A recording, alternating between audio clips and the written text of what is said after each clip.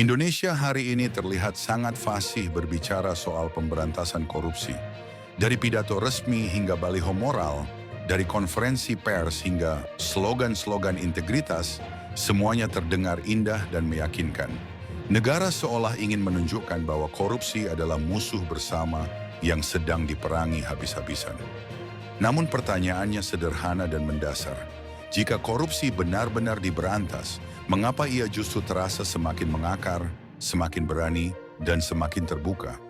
Jawabannya ada pada satu kenyataan pahit yang sedang kita saksikan, bukanlah perang melawan korupsi, melainkan pengelolaan citra seolah negara sedang melawan korupsi. Yang disentuh adalah gejalanya, bukan penyakitnya.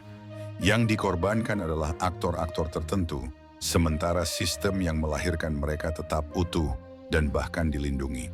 Di balik layar, korupsi telah berubah dari sekadar kejahatan individu menjadi bagian dari mekanisme bertahan hidup politik.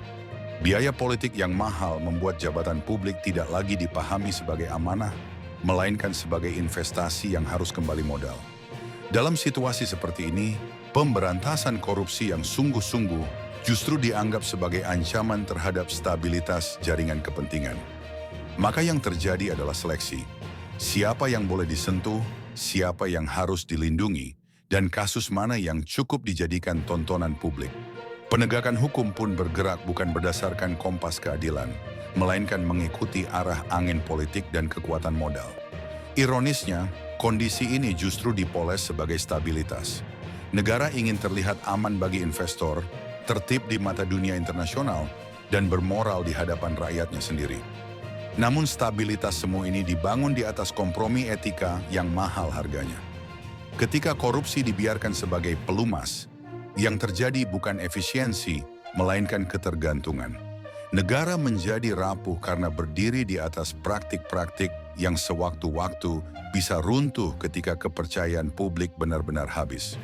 Dalam jangka panjang, korupsi yang dikelola dengan rapi justru menjadi bom waktu bagi demokrasi dan pembangunan.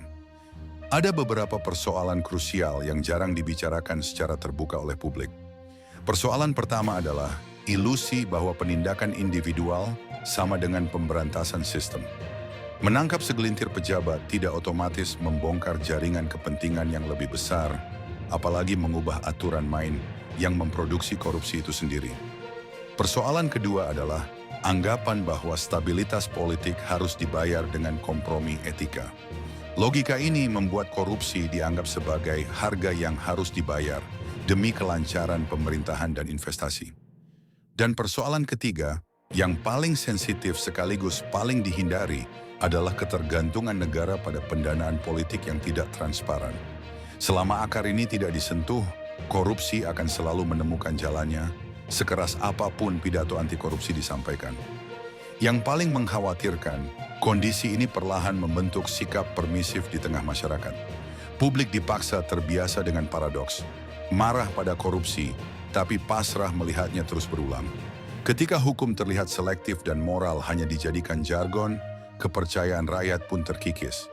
Dan ketika kepercayaan runtuh, negara kehilangan modal terpentingnya, legitimasi. Di titik inilah kita perlu jujur bertanya pada diri sendiri, apakah kita sedang menyaksikan pemberantasan korupsi atau hanya pertunjukan panjang tentang pemberantasan korupsi? Jika Anda punya pandangan, pengalaman, atau bahkan perbedaan pendapat, tuliskan di kolom komentar. Apakah menurut Anda Indonesia benar-benar serius melawan korupsi atau hanya sibuk dengan retorika dan simbol?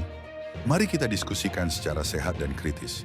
Jika video ini relevan dan membuka sudut pandang baru, jangan lupa like, share ke orang-orang terdekat Anda, dan subscribe channel ini agar diskusi-diskusi kritis seperti ini terus hidup dan tidak tenggelam oleh kebisingan propaganda untuk Indonesia menjadi lebih baik.